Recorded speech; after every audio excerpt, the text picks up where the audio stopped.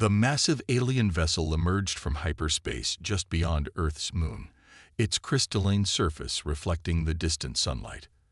The ship's design was unlike anything humans had publicly acknowledged seeing before, all smooth curves and impossible angles that seemed to bend space itself around them. In the United Nations Space Command Center in Geneva, Admiral James Chen watched the vessel's approach on the main display. His expression remained neutral, but a slight smile tugged at the corner of his mouth. Around him, the command staff maintained their practiced looks of concern, though a few exchanged knowing glances. "They're broadcasting on all frequencies, sir," Lieutenant Sarah Rodriguez reported from her communication station. "The message is being transmitted in over 300 different languages." "Put it through," Chen ordered, straightening his uniform. The alien message filled the command center speakers. "People of Earth, we come as representatives of the galactic hegemony. Your civilization has been observed and deemed ready for integration into our society. Submit to hegemony rule within your solar rotation, or face immediate consequences. Resistance is inadvisable. No developing world has ever survived declining our offer." Chen pressed a button on his chair. "This is Admiral Chen of the Earth Defense Force. We receive your message. Please allow us 12 Earth hours to convene our Global Council and discuss your terms." There was a pause before the aliens responded. "Your request is granted. Be advised that any detected military mobilization will result in immediate hostile action." As the transmission ended, Rodriguez turned to Chen. "They're scanning us, sir. Their energy readings suggest technology at least Class 7 on the Bradford scale." Chen nodded, maintaining his calm demeanor. "Just as intelligence predicted. Send the coded alert to all Artemis facilities. It's time to wake the sleepers." Deep beneath the surface of Earth's oceans, hidden in the cores of mountains, and scattered across the dark side of the moon, hundreds of massive facilities hummed to life. In the Mariana Trench, Dr. Emily John watched as rows of stasis pods began their activation sequences. Each contained a volunteer who had slept for decades, their minds enhanced and bodies modified far beyond what humanity publicly admitted was possible. The aliens, monitoring Earth's visible communications, observed only panicked news reports and heated political debates. Their scans showed primitive satellite networks and basic space stations. Everything appeared exactly as expected from a civilization that had barely reached its nearest moon. In his private office, Admiral Chen activated his quantum-encrypted link to Luna Base. The facility was invisible to conventional detection, phased slightly out of normal spacetime. "Status report. Defense grid is online, sir," came the response. "All platforms show green. The hegemony ships are exactly where we predicted they'd be. Their fleet is gathering just beyond Saturn's orbit, hidden from Earth's conventional telescopes." Chen allowed himself a small chuckle. For over a century, humanity had intercepted and decoded alien communications. They had learned of the hegemony's systematic conquest of primitive worlds. Rather than panic, Earth's leaders had chosen patience. They had hidden their true technological progress, presenting an image of a divided, barely spacefaring world, while secretly preparing for this very day. "Send word to all commands," Chen ordered. "Operation Sleeping Giant is now active. Maintain appearances until they make their move." He looked at the alien ship through his office window, its crystalline surface still gleaming in the sunlight. "Let's show them why you should always let sleeping humans lie." 3 kilometers beneath the Pacific Ocean floor, Dr. Emily John walked through the gleaming corridors of Artemis Base Alpha. The facility stretched for miles in every direction, its vast chambers filled with technology that would make the alien visitors think twice about their threats. She paused at a massive window overlooking the quantum forge, where advanced AI systems assembled weapons that could reshape reality itself. "Status report on the awakening process," she asked her assistant, Dr. Marcus Peterson, who hurried to keep up with her brisk pace. 98% of the sleepers are now conscious and undergoing final evaluations," Marcus replied, checking his holographic display. Their enhanced abilities are testing beyond our highest expectations. 20 years of controlled evolution while in stasis has paid off. In another chamber, rows of men and women in simple gray uniforms performed exercises that seemed to defy gravity itself. Their movements were precise and fluid, the result of neural enhancements and quantum-bonded muscle fibers. These were Earth's true soldiers, hidden from the world for decades as they prepared for this moment. Meanwhile, on the surface, the alien diplomatic vessel maintained its position above Geneva. Its crew watched with mild amusement as Earth's visible military forces, primitive jets and basic spacecraft, conducted what appeared to be panic drills. Commander Zar-El of the hegemony vessel sent another scan sweep across the planet's surface. "These humans are exactly as our reports indicated," he told his bridge crew. "Their technology is barely past fossil fuel usage. Their military capabilities are negligible. They won't even see our fleet coming." Deep within Mount Everest, Admiral Chen stepped into Earth's true command center. The chamber was a marvel of holographic technology and quantum computing. Three-dimensional displays showed the positions of every hegemony ship hiding behind Saturn, their crews unaware they were being watched by sensors that existed beyond conventional physics. Status of the planetary shield network. Chen asked his executive officer, Commander Sarah Rodriguez.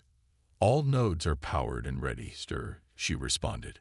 "The quantum field generators can be activated within 0.3 seconds of your command. We can have Earth completely protected before their first shot reaches our atmosphere." In orbit around Mars, hidden by advanced cloaking technology, Earth's real space fleet waited silently. The ships were works of art. Sleek vessels powered by contained artificial singularities, their hulls composed of materials that could adapt and repair themselves like living tissue. Captain Maria Santos stood on the bridge of the EDS Leonidas, Earth's flagship. Her crew worked quietly at their stations, monitoring the hegemony fleet's movements through quantum entanglement sensors. Their ship alone carried enough firepower to level a small moon, yet the aliens remained oblivious to its existence. "They're launching more scout ships from Saturn," her sensor officer reported. "Still no sign they've detected any of our facilities or vessels." Maria smiled. Humanity had learned patience from its greatest teachers, the ants that built vast colonies piece by piece, the spiders that waited motionlessly for their prey, and the octopi that could hide in plain sight. For a century, Earth had built its true civilization in secret, all while maintaining a carefully crafted facade of primitive technology. In his undersea office, Dr. Zhang received the latest update from the quantum probability computers. They calculated a 99.97% chance that the hegemony would launch their attack within the next 6 hours. She sent a simple message to all Earth's hidden facilities. "Remember your training. Remember why we waited. Remember that we carry humanity's future in our hands."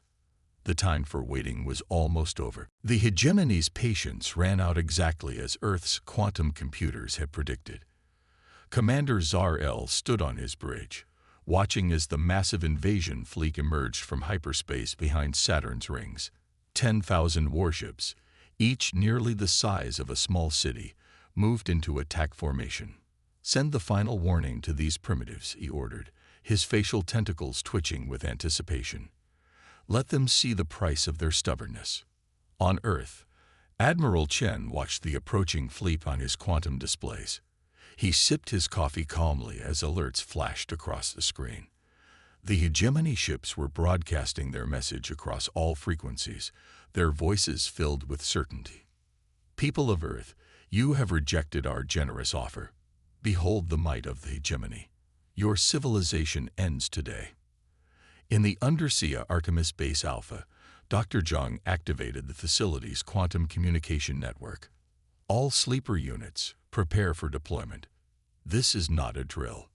Throughout the base, enhanced soldiers moved to their positions with practiced efficiency. Their eyes glowed slightly, a side effect of the quantum computing interfaces woven into their neural networks. Captain Maria Santos watched from the bridge of the EDS Leonidas as the hegemony fleet approached Mars. Her ship's cloaking field remained perfect. Not a single alien sensor had detected the massive Earth vessel or its sister ships hiding in plain sight. "Battle computers ready," her tactical officer reported. "Quantum targeting solutions locked.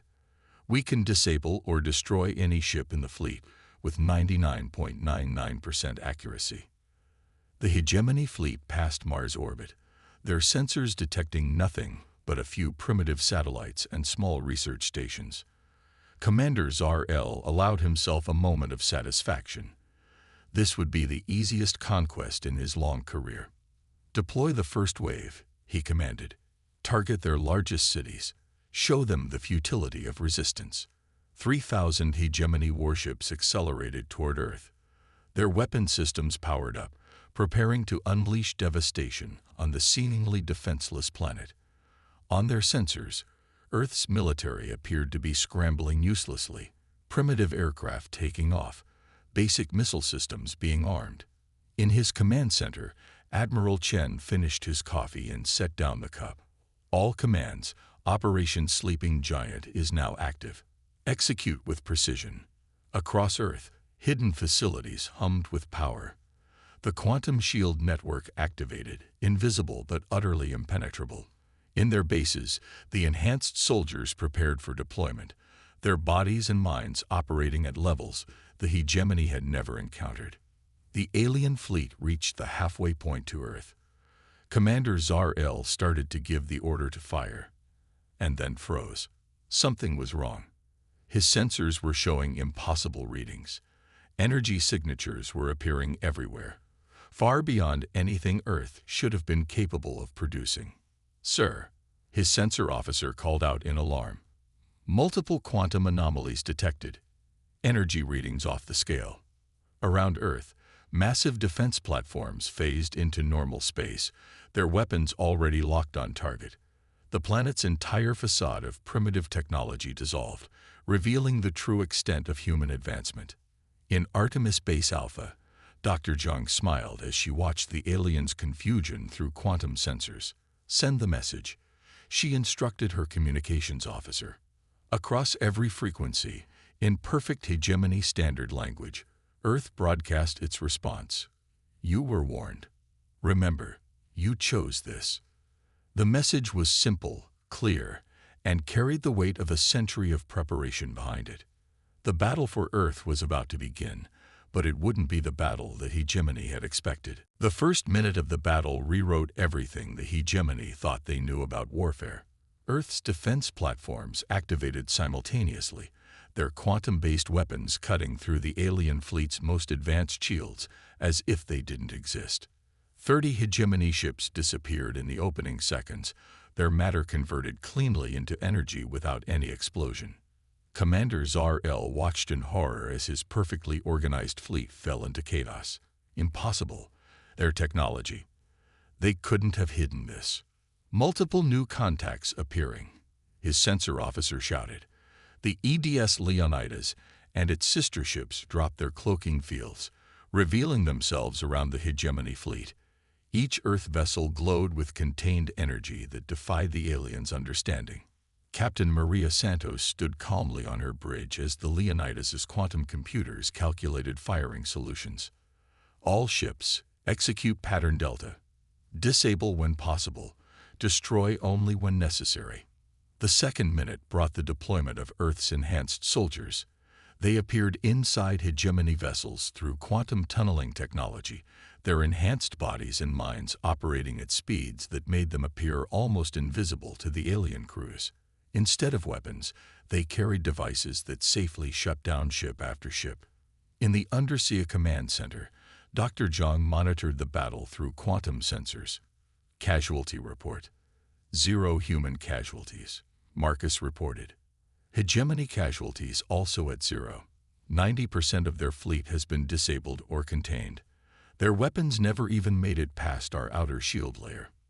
The third minute marked the end of humanity's longest-running deception. Admiral Chen watched from his command center as the remainder of Earth's hidden technology revealed itself. Orbital rings shimmered into view around the planet, their surfaces covered in technology that could reshape reality itself. Research stations appeared on the Moon and Mars, showing centuries of advancement hidden from prying eyes. Commander Zar-L's flagship hung powerless in space, its systems locked down by human quantum technology. On his bridge, a single human soldier appeared, one of the enhanced sleepers humanity had prepared for this day. "I am Lieutenant Sarah Chen," she announced calmly. "Your fleet has been contained. Your weapons are disabled. Your communications are under our control. No one has been harmed, and no one needs to be harmed. Earth offers you peace." In Geneva, Admiral Chen activated the global quantum communication network, broadcasting to every ship in the hegemony fleet. "To all hegemony forces, your position is untenable. Earth has achieved this victory without taking a single life. Consider carefully what this means about our capabilities and our intentions." The quantum computers had predicted the battle would last precisely 3 minutes. They had been wrong. It had taken only 2 minutes and 43 seconds for humanity to completely neutralize the greatest invasion fleet the hegemony had ever assembled. Dr. Zhang walked through her undersea facility, watching as the enhanced soldiers returned through quantum portals. Not a single one had needed to use lethal force. The hegemony's mighty warriors had been rendered helpless by technology they couldn't even understand. "Send word to the Council," she instructed Marcus. "Phase 1 is complete. Begin diplomatic preparations." Above Earth, the disabled hegemony fleet floated harmlessly, their crews coming to terms with a shocking realization. They had never been the hunters. For a century, humanity had been patiently waiting, watching, and preparing. The sleeping giant had awakened exactly as planned, and the galaxy would never be the same. The Great Hall of the United Nations sparkled with hidden technology as its quantum camouflage deactivated for the first time in a century. Commander Zar-L and his senior officers sat in stunned silence as they watched historical footage play across screens that seemed to float in midair. In 2045, Admiral Chen explained, standing at the podium, "We detected your first scout ships entering our solar system. We watched as you mapped our world, believing yourselves undetected. And we made a choice." The screen showed scenes from Earth's hidden history, underground cities being built, quantum technology developing in secret, the first enhanced humans volunteering for the sleeper program, all while the surface world maintained its careful illusion of primitive development. Dr. Zhang stepped forward, her neural enhancements allowing her to project detailed holograms with a thought. "We learned from every living thing on Earth. From ants, we learned to build vast hidden colonies. From octopi, we learned perfect camouflage. From spiders, we learned patience." In orbit, Captain Maria Santos led a group of hegemony officers on a tour of the EDS Leonidas. Their eyes widened as they saw the true extent of human advancement. The ship's quantum core hummed with enough power to move a planet, yet their sensors had never detected it. "Your civilization hunts for newer worlds to conquer," Maria explained, "but humanity shows a different path. We advanced in secret, united in ways you never imagined possible. Every nation, every people, working together behind a curtain of carefully crafted deception." Back in the Great Hall, the hegemony officers watched footage from 2073. The year Earth could have easily conquered their entire civilization. Instead, the screen showed Earth's leaders choosing patience, choosing to wait and watch, choosing to give the hegemony a chance to change on its own. "We didn't want war," Admiral Chen continued. "We still don't. Today was not a victory celebration for us. It was a demonstration of what cooperation can achieve. Earth's nations set aside their differences a century ago because we understood a fundamental truth. The galaxy needs balance, not conquest." In Artemis Base Alpha, Marcus led another group of alien officers through the facility. The enhanced soldiers they had faced in battle now sat in meditation chambers, their minds linked to quantum computers that helped them process their advanced abilities. "Every human you see here," Marcus explained, volunteered to sleep for decades, enhancing their minds and bodies, preparing to defend Earth if necessary. Not one of them wanted to harm you. That's why they carried disabling devices instead of weapons. Commander Zar-El finally found his voice. But the resources required, the coordination needed. How did you maintain this deception across an entire planet for a century? Admiral Chen smiled. Because we had something stronger than technology or military might. We had unity. Every child born on Earth for the past century grew up understanding their role in protecting our future. Every scientist, every worker, every leader, all participating in the greatest peaceful resistance in history. The screen showed one final image, Earth as seen from space, now gleaming with its fully revealed technology. The planet looked like a jewel of advanced civilization, its true face finally unveiled to the galaxy. The choice now, Chen concluded, is yours. Will you join us in building a better galaxy through cooperation? Or will you continue to believe that conquest is the only path forward? The hegemony's capital world of Zenthar fell silent as thousands of Earth ships emerged from quantum space above their major cities. Unlike the hegemony's invasion of Earth, these vessels came with their weapons powered down, their intentions peaceful but their capabilities obvious. Admiral Chen stood on the bridge of the EDS Prometheus, Earth's newest flagship. The vessel represented everything humanity had achieved, a perfect blend of power and restraint. Its quantum engines could move planets, yet it arrived quietly, like a leaf landing on still water. Broadcasting on all frequencies, Lieutenant Rodriguez announced, "Every city on Zenthar is receiving our message." The Admiral's voice echoed across the alien world. "People of the hegemony, we come not as conquerors, but as neighbors. Your leadership has accepted our invitation to create a new future.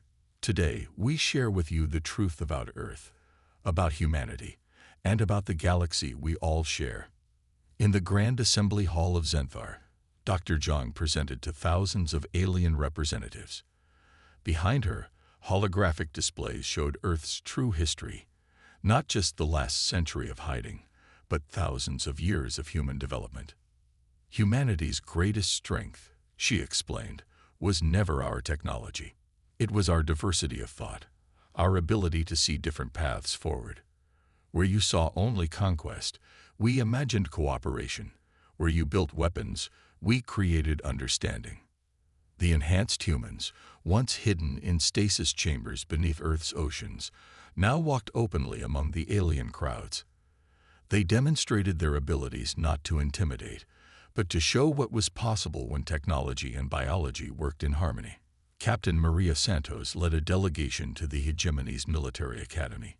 Young alien officers watched in amazement as she interfaced with their systems, showing them how Earth's quantum technology could enhance their own capabilities.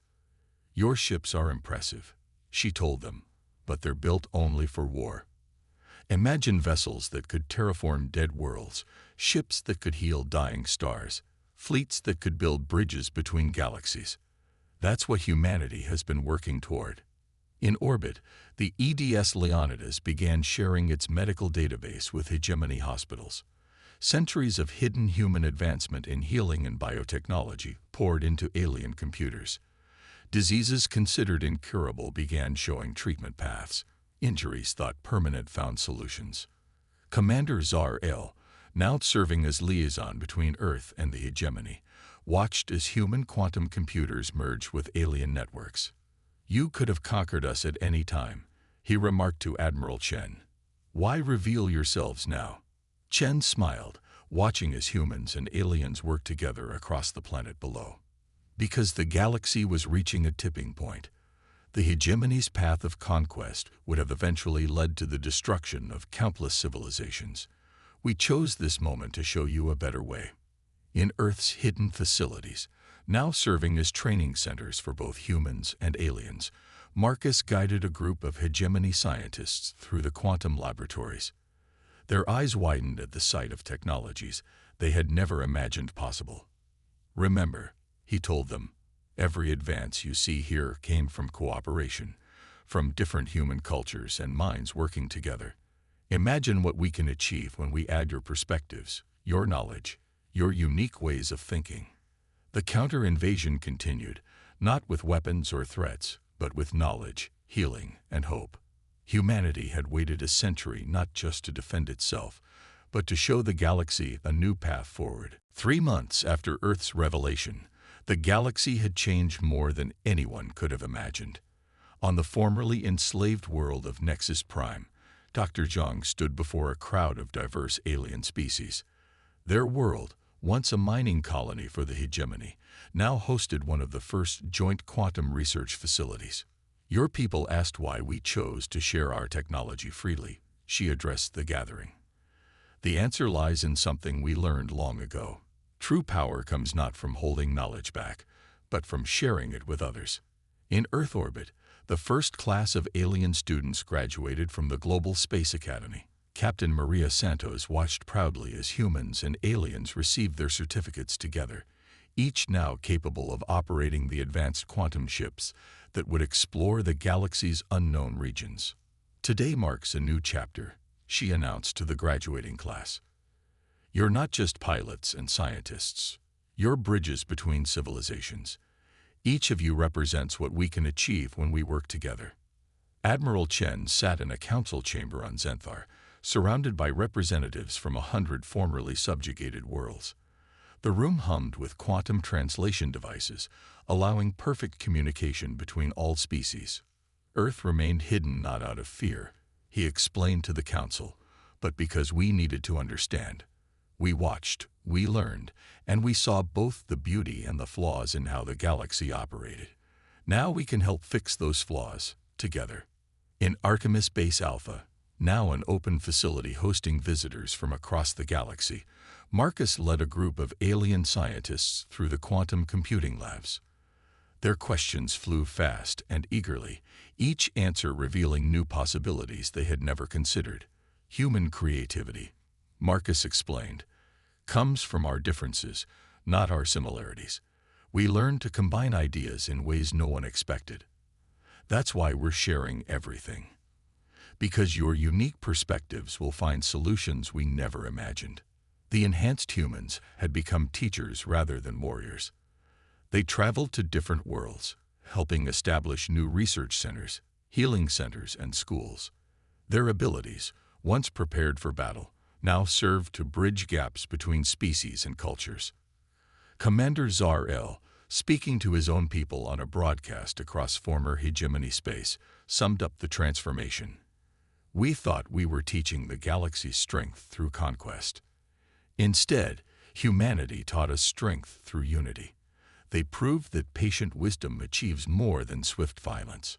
On a distant world where two species had fought for centuries, human mediators introduced quantum technology that transformed their desert planet into a garden world with room for all. The former enemies now worked together, their children playing in parks that had once been battlefields. Dr. Zhang's quantum sensors detected something new, spontaneous innovations appearing across the galaxy. Species that had once competed now shared ideas freely.